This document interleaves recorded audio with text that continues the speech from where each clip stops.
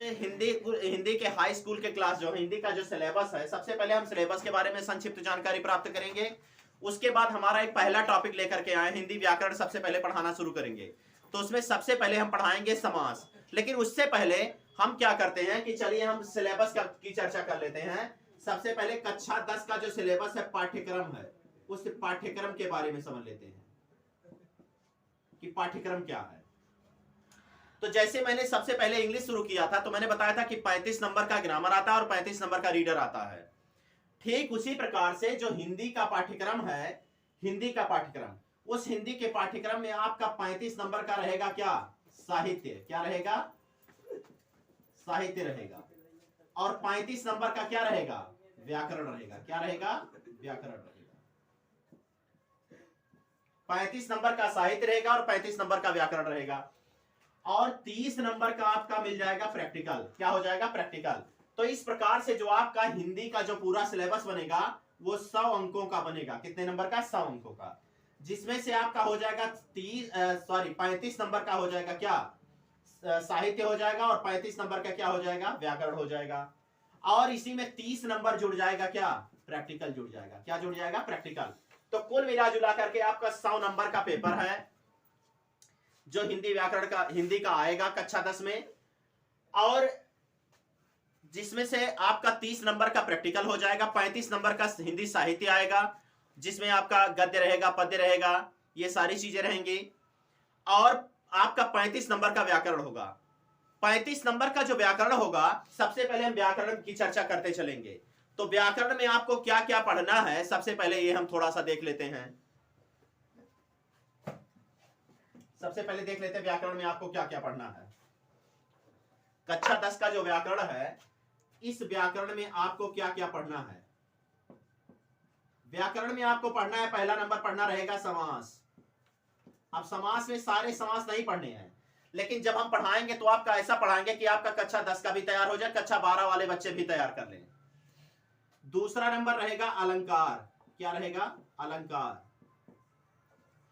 तीसरा नंबर आपका रहेगा छंद। क्या रहेगा? छंद। ये इस तरह से बता रहे हैं जो कक्षा 10 के भी बच्चे पढ़ लेंगे और कक्षा 12 के भी बच्चों का तैयार हो जाएगा। और चौथा रहेगा रस। क्या रहेगा? रस। तो रस हो जाएगा, छंद हो जाएगा, अलंकार हो जाएगा, समास हो जाएगा। और एक आपका आता है संधि। क्या आता है? संधि आता है। संधि आता है। इसके बाद कुछ पर्यायवाची शब्द भी हैं। पर्यायवाची शब्द भी हैं कुछ। विलोम शब्द भी आएंगे। क्या आएंगे? विलोम शब्द भी आएंगे। विलोम शब्द भी आएंगे। इसके अलावा आपका और क्या आएगा? कुछ मुहावरा भी आएगा। मुहावरा भी आएगा। कुछ लोकोक्तियां भी आएंगी। कुछ लोकोक्तियां भी आएंगी। इस प्रकार आपका पूरा सिलेबस कक्षा 10 का रहेगा। तो बच्चों, सबसे पहले आज शुरू करने जा रहे हैं समास। क्या शुरू करेंगे? समास। समास के विषय में हम चर्चा करेंगे। तो सबसे पहले देखते हैं कि समास क्या है और समास होता क्या है। समास के जो विभिन्न प्रकार हैं उन प्रकारों का अध्ययन करेंगे। आपका जो कक्षा 10 का है, कक्षा 10 के सिलेबस के अंतर्गत आपका अव्ययीभाव समास है, तत्पुरुष समास है, ऐसे ऐसे समास है, 2-3 समास है। लेकिन मैं आपको जब पढ़ाऊंगा तो ऐसा पढ़ा दूंगा, आपको 2 पार्ट या 3 पार्ट में समास हम पढ़ा देंगे। उस समास में आपके सारे समास आ जाएंगे, यानी समास के जितने भेद हैं वो सारे आ जाएंगे। तो सबसे पहले हम पढ़ते हैं समास।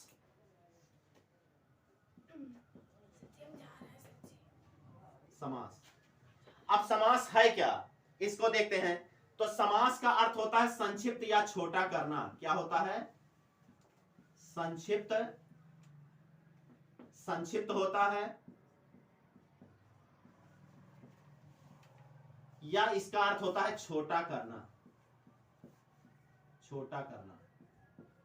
आप किसको संक्षिप्त या छोटा करते हैं? संक्षिप्त या छोटा किसको करते हैं? जब किसी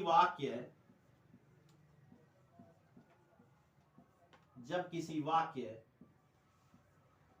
अथवा वाक्यांश को, जब किसी वाक्य अथवा वाक्यांश को वाक्यांश को इस प्रकार छोटा कर दें, इस प्रकार छोटा कर दें, छोटा कर दें कि उस वाक्य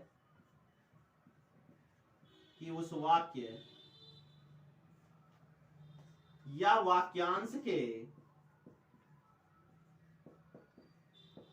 कि उस वाक्य या वाक्यांश के अर्थ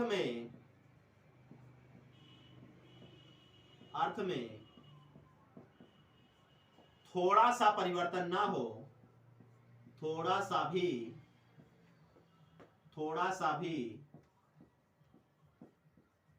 परिवर्तन ना हो, तो उसे हम,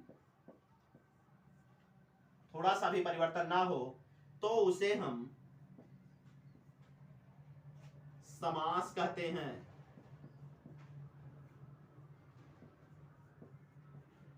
समास कहते हैं। समझ लीजिए इस बात को। समास क्या होता है? समास का अर्थ होता है संक्षिप्त या छोटा करना। क्या होता है? संक्षिप्त या छोटा करना। तो किसको संक्षिप्त या छोटा करते हैं? तो हमने परिभाषा क्या लिखा कि जब किसी वाक्य अथवा वाक्यांश को इस प्रकार छोटा कर दें कि उस वाक्य या वाक्यांश के अर्थ में थोड़ा सा भी परिवर्तन ना हो, तो उसे क्या कहते हैं? समास कहते हैं। क्या कहते हैं? समास कहते हैं। जैसे मान लीजिए हमने लिख दिया, एक उदाहरण लिखा है, एक उदाहरण लिख रहे हैं, एक दो उदाहरण देकर के समझा रहे हैं। उदाहरण दे रहे हैं कि स्वर्ग को प्राप्त, क्या लिख दिया? स्वर्ग को प्राप्त, स्वर्ग को प्राप्त बराबर क्या हो जाएगा? स्वर्ग प्राप्त। क्या हो जाएगा? स्वर्ग प्राप्त,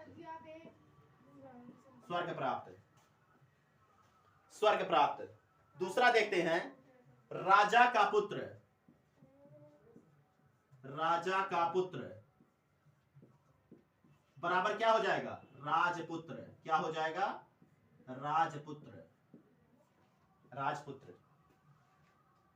राजा का पुत्र बराबर क्या हो जाएगा? राजपुत्र। क्या हो जाएगा? राजपुत्र।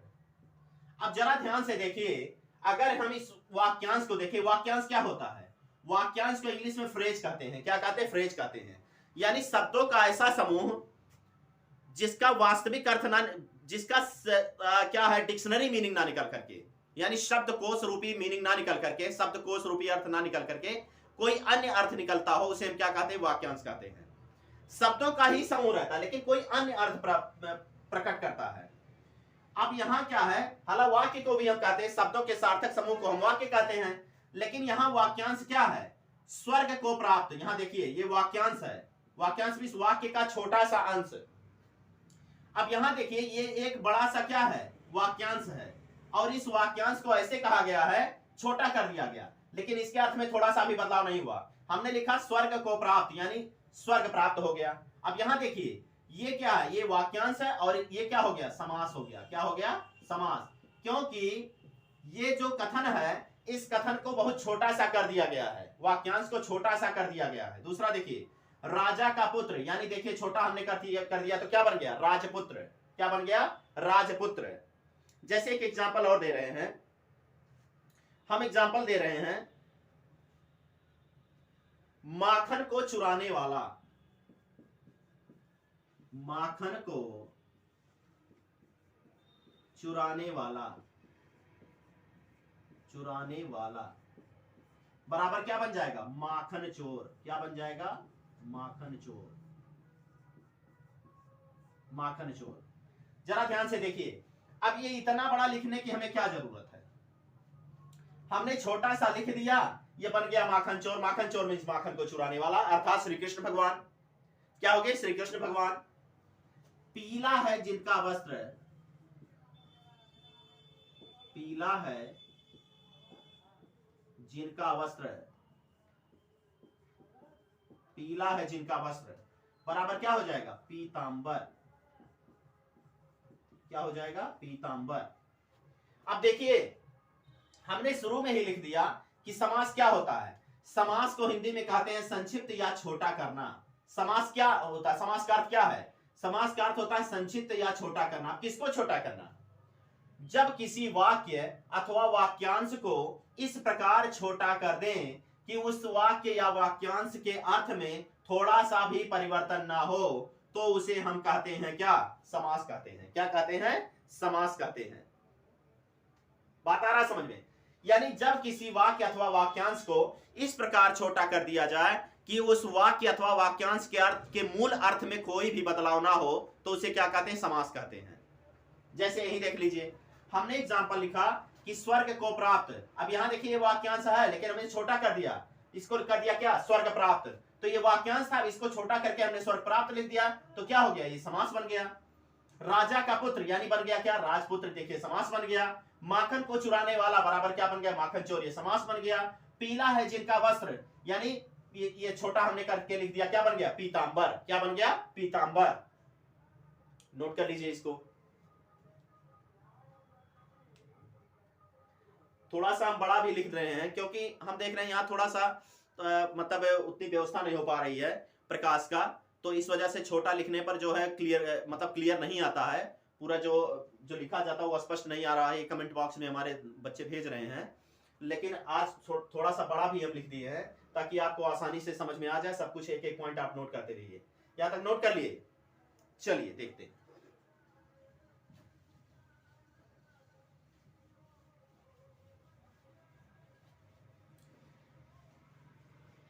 अब जो समास होता है, समास के भेद हम देखते हैं। क्या देखते हैं? समास के भेद। समास के भेद अभी नहीं, हम समास, हमने तो समास पढ़ लिया, अब देखते हैं सामासिक पद। थोड़ा सा और एक चीज समझ लेते हैं, एक चीज और समझ लेते हैं। इसकी एक परिभाषा और लिख देते हैं, तब सामासिक पद आसानी से समझ जाएगा। एक परिभाषा और देख रहे हैं। यही हेडिंग डाल लीजिए, परिभाषा। परिभाषा, परिभाषा। अभी परिभाषा क्या है? परिभाषा क्या है?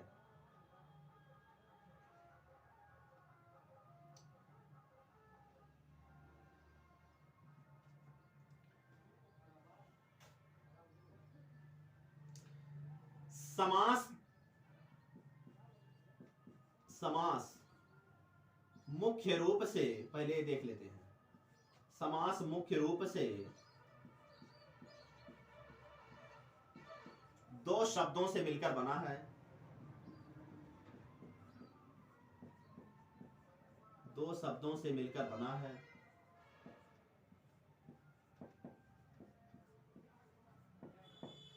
बना है समधन आस।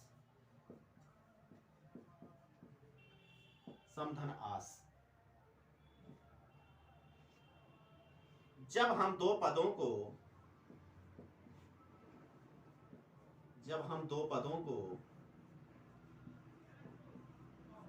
दो पदों को आपस में, दो पदों को आपस में मिलाते हैं,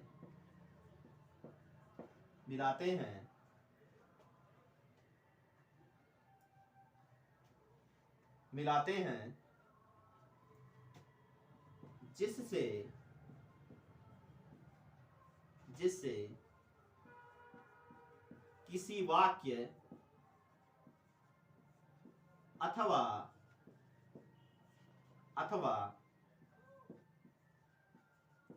वाक्यांश का, वाक्य अथवा वाक्यांश का रूप तो छोटा हो जाता है, छोटा हो जाता है, परंतु उस वाक्य अथवा वाक्यांश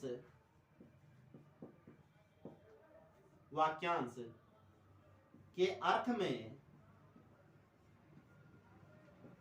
के अर्थ में बदलाव नहीं होता है, नहीं होता है, होता है, तो इसे हम समास कहते हैं।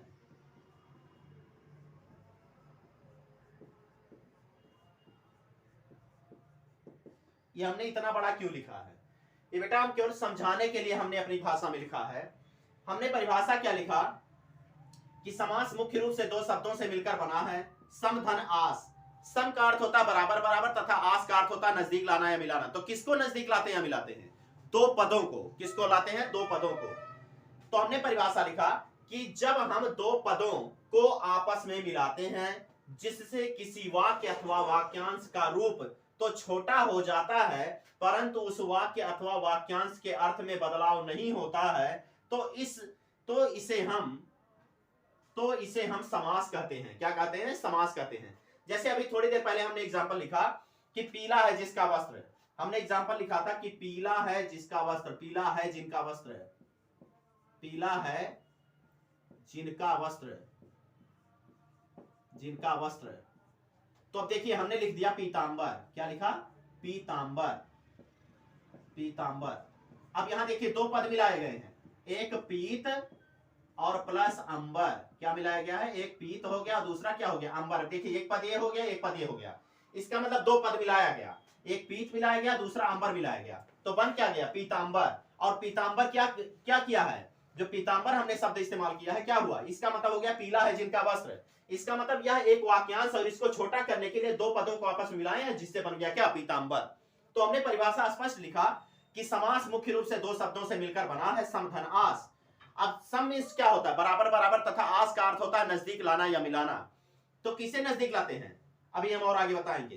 तो हमने परिभाषा लिखा कि जब हम दो पदों को आपस में मिलाते हैं, यही दो पद है पीत प्लस अंबर बराबर बन गया क्या? पीतांबर। और यह किस लिए किया गया पीतांबर? इस वाक्यांश को छोटा करने के लिए हमने क्या लिखा? पीतांबर। तो जब हम दो पदों को आपस में मिलाते हैं जिससे किसी, यानी दो पदों को आपस मिलाने के परिणाम स्वरूप जिससे किसी वाक्य अथवा वाक्यांश का रूप तो बदल जाता है। यहां देखिए पीला है जिनका वस्त्र, और हमने दो पद मिलाए पीत प्लस अंबर। अब रूप बदला, पीत प्लस अंबर हो गया, बराबर बन जाएगा पीतांबर। तो हमने लिखा कि जिससे जब हम दो पदों को आपस में मिलाते हैं जिससे किसी वाक्य अथवा वाक्यांश का रूप तो बदल जाता है परंतु उस वाक्य अथवा वाक्यांश के अर्थ में बदलाव नहीं होता है, तो इसे हम क्या कहते हैं? समास कहते हैं। बहुत सीधा सा परिभाषा, इतना हमें बताने की जरूरत नहीं थी। लेकिन बेटा जब आप एक एक पॉइंट समझ जाएंगे तो आपको आसानी से सारी बातें समझ में आ जाएंगी। होता क्या कि हम जल्दबाजी में कभी विद्या क्वेश्चन बैंक से पढ़ लेते हैं, कभी किसी गाइड से पढ़ लेते हैं। आप व्यावहारिक समझने का प्रयास करें। जब आप व्यावहारिक समझेंगे तो आपको आसानी से, और मैं बताता चलूं कि जब से आपका यूपी बोर्ड में सीबीएसई पैटर्न से चेंज हो गया तब से ऑब्जेक्टिव टाइप क्वेश्चन आने लगा है, ज्यादातर 15 से 20 नंबर का हर पेपर में आने लगा है। अब ऑब्जेक्टिव टाइप क्वेश्चन वही हल कर पाएगा जिसका एकदम संकल्पनात्मक ढंग से तैयार हो, पूरा कॉन्सेप्ट तैयार हो एक एक टॉपिक का। तो रटने वाले नहीं कि समास की परिभाषा लिखने के लिए आ गया तो वो लिख डालेंगे। अब जब ऑब्जेक्टिव आएगा, मान लीजिए लिखने के लिए आया, रट के लिख लेंगे। लेकिन अगर ऑब्जेक्टिव आता है तो आप हल करने में असमर्थता महसूस करेंगे। तो उसके लिए आपका तैयार होना बहुत जरूरी है अच्छी तरह से। तो चलिए देखते हैं, ये नोट कर लीजिए। अब यहां हम और एक चीज देखते हैं। हम यहां इसलिए धीरे धीरे पढ़ा रहे हैं ताकि हाई स्कूल वाले बच्चों का भी तैयार हो जाए और इंटरमीडिएट के भी बच्चों का तैयार हो जाए। चलिए हम देखते हैं। अब यहां समास का परिभाषा तो हम समझ लिए। अब हम देखते हैं कि दो पदों को जो मिलाया जाता है उन्हें हम क्या कहते हैं। तो एक होता है सामासिक पद, हेडिंग ला लीजिए सामासिक पद। अब ये सामासिक पद क्या है, जिसे पॉइंट टू पॉइंट जब समझते रहेंगे तो आसानी से समझ में आ जाएगा। सामासिक पद क्या होता है तो लिख लीजिए, जिन दो पदों को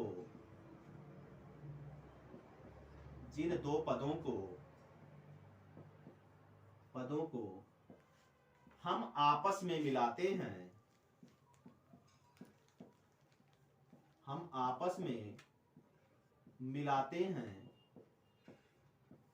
जिन दो पदों को हम आपस में मिलाते हैं उन्हें हम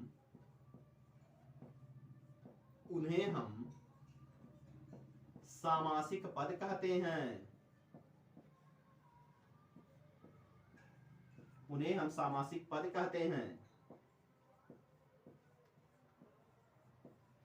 और आगे लिख लीजिए,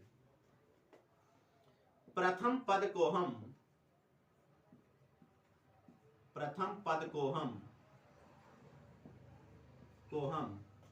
पूर्व पद, प्रथम पद को हम पूर्व पद तथा दूसरे पद को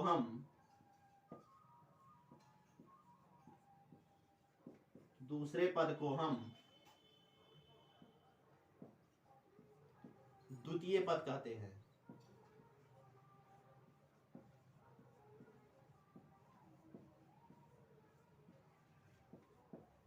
द्वितीय पद कहते हैं। आ रहा है समझ में? सामासिक पद क्या होता है? जिन दो पदों को हम आपस में मिलाते हैं उन्हें हम सामासिक पद कहते हैं। प्रथम पद को हम पूर्व पद तथा दूसरे पद को द्वितीय पद या उत्तर पद भी कहते हैं। नोट कर लीजिएगा, उत्तर पद भी कहते हैं, द्वितीय पद या उत्तर पद कहते हैं। अब जैसे मान लीजिए हमने लिख दिया पीत प्लस अंबर, पीत प्लस अंबर। अब यहां देखिए ये पहला पद है और ये क्या है? दूसरा पद है, तो बन क्या जाएगा? पीतांबर। क्या बन जाएगा? पीतांबर। लंब धन उदर, लंब धन उदर बराबर क्या हो जाएगा? लंबोदर। क्या हो जाएगा? लंबोदर। आ रहा बात समझ में? बैलगाड़ी बराबर क्या हो जाएगा? बैल प्लस गाड़ी, बैल प्लस गाड़ी बराबर क्या बन जाएगा? बैलगाड़ी। क्या बन जाएगा? बैलगाड़ी। अब यहां ध्यान से देखिए हमने क्या लिखाया। सबसे पहले परिभाषा हमने लिखवाया कि समास क्या होता है? संक्षिप्त समास का अर्थ होता है संक्षिप्त या छोटा करना। तो किसको छोटा करते हैं? जब किसी वाक्य अथवा वाक्यांश को इस प्रकार छोटा किया जाए कि उस वाक्य अथवा वाक्यांश के अर्थ के मूल अर्थ में थोड़ा सा भी बदलाव ना हो, तो इस प्रक्रिया को हम समास कहते हैं। दूसरा परिभाषा हमने लिखवाया कि समास मुख्य रूप से दो शब्दों से मिलकर बना होता है, सम धन आस। सम का अर्थ होता है बराबर बराबर और आस का अर्थ होता है नजदीक लाना या मिलाना। तो किसको नजदीक लाते हैं? जब हम दो पदों को आपस में मिलाते हैं, नजदीक लाते हैं, तो इसे क्या कहते हैं? समास कहते हैं। तो क्या होता है? हमने परिभाषा एक और लिखवाया कि जब हम दो पदों को आपस में मिलाते हैं या नजदीक लाते हैं या मिलाते हैं जिससे किसी वाक्य अथवा वाक्यांश के मूल अर्थ में थोड़ा सा भी बदलाव ना हो, तो इस प्रक्रिया को समास कहते हैं। तो वहां जो पद है उन्हें हम क्या कहते हैं? सामासिक पद कहते हैं। क्या कहते हैं? सामासिक पद। तो जिन दो पदों को हम आपस में मिलाते हैं किसमें? समास बनाते समय यानी संक्षिप्त करते समय। मान लीजिए बैलों की गाड़ी हमें लिखना हुआ, तो हमें जब इसे संक्षिप्त करना चाहे तो दो पद मिलाए, एक बैल और प्लस गाड़ी। तो ये जो दो पद हैं इन्हीं को हम क्या कहते हैं? सामासिक पद। मान लीजिए हमने लिखा पीत, पीला है जिनका वस्त्र, तो हमने दो पद मिलाए, पीत प्लस अंबर बराबर क्या बन गया? पीतांबर। तो एक पद ये हो गया, एक पद ये हो गया। इन दोनों पदों को हम क्या कहते हैं? सामासिक पद। मान लीजिए हमने कह दिया जिनका उदर लंबा हो, तो हमने एक दो पद मिलाए, एक लंब प्लस उदर बराबर हो क्या बन गया? लंबोदर। तो यहां देखिए हमने संक्षिप्त किया। तो जिन दो पदों को आपस में मिलाते हैं उन्हें कहते हैं सामासिक पद। और जो पहला पद होता है, जो पहले वाला पद होता है, इसे क्या कहते हैं? प्रथम पद। और जो दूसरा पद होता है इसे उत्तर पद या द्वितीय पद कहते हैं। यहाँ देखिए प्रथम पद हुआ, ये द्वितीय पद हुआ, ये प्रथम पद हुआ, ये द्वितीय पद हुआ, ये प्रथम पद हुआ, ये क्या हुआ? द्वितीय पद हुआ। आ गया समझ में? तो इसको नोट कर लीजिए बेटा, इसलिए हम धीरे धीरे पढ़ा रहे हैं। है तो दो ही नंबर का आता है, लेकिन क्या है कि अगर अच्छे से हम कॉन्सेप्ट समझते ना चले, हमें समास पढ़ना है, सामासिक पद पढ़ेंगे, सामासिक पद के बाद हम समास विग्रह पढ़ेंगे, तब हम इनके भेद पर पहुंचेंगे तो आसानी से समझ में आ जाएगा। हाई स्कूल में तो दो ही तीन समास है, लेकिन जब तक हम ये पूरा क्लियर नहीं कर लेंगे, अगर ऑब्जेक्टिव टाइप क्वेश्चन में पूछ लिया कि कौन सा समास है, तो समास विग्रह करने पर या उसका जो ट्रिक हम बताएंगे, एक एक का ट्रिक हम बताएंगे, अगर वह ट्रिक आप फॉलो कीजिएगा, आपका कहीं भी चाहे टीईटी का एग्जाम हो, चाहे हाई स्कूल हो, चाहे इंटर हो, चाहे सुपर टेट का एग्जाम हो, कहीं भी हिंदी का आप क्वेश्चन सॉल्व करना चाहेंगे, हिंदी के प्रश्नों को समास से संबंधित, तो आप बड़े आसानी से सॉल्व करते चले जाएंगे। तो आगे देखते हैं। अब हम देखते हैं समास विग्रह क्या होता है।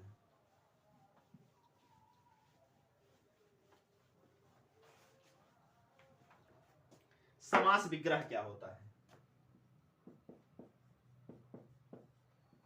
समास विग्रह क्या होता है? देखो,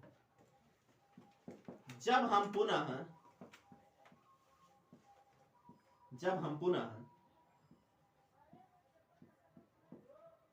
पदों को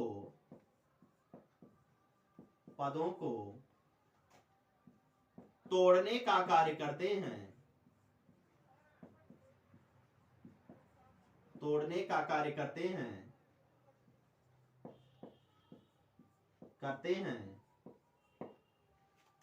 तो इस प्रक्रिया को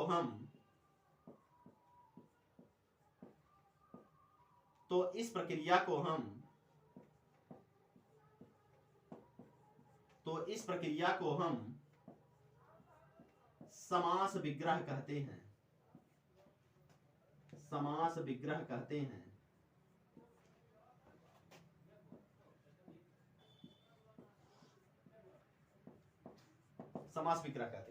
जैसे मान लीजिए हमने लिख दिया पीतांबर, एक उदाहरण हम दे रहे हैं,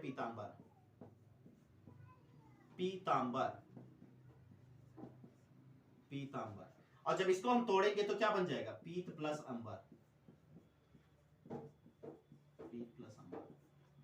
अब देखिए जब हम तोड़ते हैं तो क्या बन जाएगा? समास विग्रह। क्या बन जाएगा? समास विग्रह। तो जब तोड़ने के बाद ये आएगा, प्लस किया हमने, ये तो बन जाएगा समास। लेकिन अगर जब हम तोड़ेंगे तो क्या बन जाएगा? पीत प्लस अंबर मीन्स पीला है जिनका वस्त्र। पीला है जिनका वस्त्र। अब देखिए पुनः हमने उसी क्रम में कर दिया। तो जब समास होता है, इसमें देखिए मिलाए हैं, ये मिलाए हैं, ये हमने क्या कर दिया? अलग अलग कर दिया सबको, पूरा वही आकार ले आए। जो पूरा जो वाक्यांश का रूप था वही हमने ला करके कर दिया। तो जब मिलाते हैं तो जो रूप धारण करता है उसे हम क्या कहते हैं? समास। और जब पुनः तोड़ करके एक एक शब्दों को अलग कर देते तो उसे हम क्या कहते हैं? समास विग्रह। क्या कहते हैं? समास विग्रह। जैसे ही देख लीजिए, हमने लिखा पीतांबर बराबर क्या बन गया? पीला है जिनका वस्त्र। ये हो गया समास विग्रह। ये हमने मिलाने का कार्य किया तो बन गया क्या? पीतांबर, यानी पीला है जिनका वस्त्र। तो क्या होता है? जब पुनः पदों को हम तोड़ने का कार्य करते हैं तो उसे हम क्या कहते हैं? समास विग्रह कहते हैं। क्या कहते हैं? समास विग्रह। तो सबसे पहले हमने समास समझा कि समास क्या होता है। तो समास का अर्थ होता है संक्षिप्तीकरण या छोटा करना, यानी संक्षिप्त करना या छोटा करना। तो किनको छोटा करते हैं? जब किसी वाक्य अथवा वाक्यांश को इस प्रकार छोटा कर दिया जाए कि उस वाक्य अथवा वाक्यांश के मूल अर्थ में, मूल भाव में कोई भी परिवर्तन ना हो, तो उस प्रक्रिया को हम क्या कहते हैं? समास कहते हैं। क्या कहते हैं? समास कहते हैं। मान लीजिए कोई बड़ी सी बात हो और उसको ऐसे, मान लीजिए हम एक एग्जांपल दे रहे हैं कि पृथ्वी और आकाश के बीच का स्थान, तो इतना लिखने की कोई जरूरत नहीं, हम सीधे लिख देंगे अंतरिक्ष। क्या लिख देंगे? अंतरिक्ष। तो देखिए छोटा कर दिया, अब उतना लिखने की जरूरत नहीं, पृथ्वी और आकाश के बीच का स्थान, हमने सीधे कह दिया अंतरिक्ष। क्या कह दिया? अंतरिक्ष। मान लीजिए हमने कह दिया कि जिसकी दोनों आंखें ना हो, जिसकी दोनों आंखों से दिखाई ना पड़ता हो, तो उसे हम सीधा एक प्रश्न लिख दें, एक टॉपिक, एक शब्द लिख देंगे अंधा, यानी अंधे को दिखाई नहीं पड़ता है, दोनों, जिसकी दोनों आंखें ना हो, यानी दोनों आंखों से दिखाई ना पड़ता हो, उसे अंधा कहते हैं। तो समास क्या होता है? समास का अर्थ होता है संक्षिप्तीकरण करना। तो किसको छोटा करते हैं? जब हम किसी वाक्य या वाक्यांश को इस प्रकार छोटा करते हैं कि उसके अर्थ में, उसके भाव में, उसके मूल अर्थ में कोई भी परिवर्तन ना हो, तो उसे क्या कहते हैं? समास कहते हैं। और समास में दो पदों को आपस में मिलाया जाता है। पहले पद को हम क्या कहते हैं? पूर्व पद, और दूसरे पद को द्वितीय पद कहते हैं। और दोनों पदों को हम सामासिक पद भी कहते हैं। क्या कहते हैं? सामासिक पद। जब दोनों पदों को कंबाइन करके कहते हैं तो उसे कहेंगे सामासिक पद। लेकिन जब एक एक की बात की जाएगी तो पहले पद को पूर्व पद और दूसरे पद को हम क्या कहेंगे? द्वितीय पद कहेंगे। क्या कहेंगे? द्वितीय पद कहेंगे। लेकिन जब क्या होता है? मिलाने का कार्य जब हम करते हैं तो उसे कहेंगे समास। जब तोड़ने का कार्य करेंगे तो उसे क्या कहेंगे? समास विग्रह। और जिन दो पदों को मिलाते या तोड़ते हैं उन्हें हम क्या कहते हैं? समास। तो उस प्रक्रिया को हम क्या कहते हैं? समास विग्रह। जब दोनों पदों को पुनः मिलाते हैं, जब मिलाएंगे दोनों पदों को तो उसे कहेंगे समास। जब तोड़ेंगे दोनों पदों को तो उसे क्या कहेंगे? समास विग्रह। और जिन दो पदों को आपस में मिलाया जाता है या फिर अलग किया जाता है, उन दोनों पदों को हम क्या कहते हैं? सामासिक पद। और पहले पद को हम कहते हैं पूर्व पद, और दूसरे पद को हम क्या कहते हैं? द्वितीय पद या उत्तर पद कहते हैं। यहां तक समझ में आया? नोट कर लीजिए। अब हम यहां हेडिंग डाल ले रहे हैं, इसको हम नेक्स्ट क्लास में बताएंगे कि समास के कितने भेद होते हैं।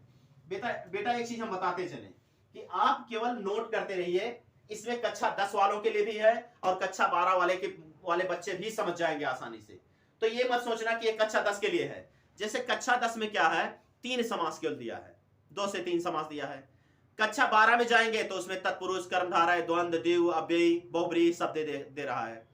तो हम ऐसा पढ़ा रहे हैं कि एक क्लास में कक्षा 10 वाले बच्चे का भी तैयार हो जाए और कक्षा 12 वाले भी बच्चे का तैयार हो जाए।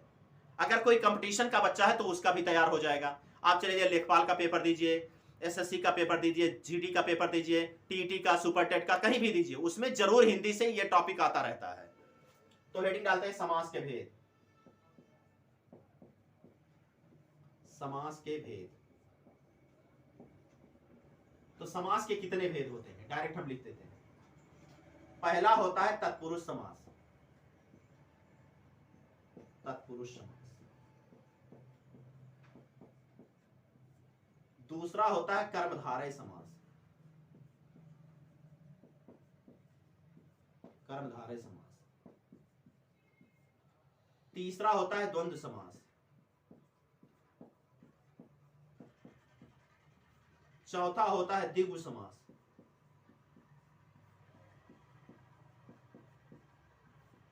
पांचवा होता है अव्ययी भाव समास। अव्ययी भाव समास।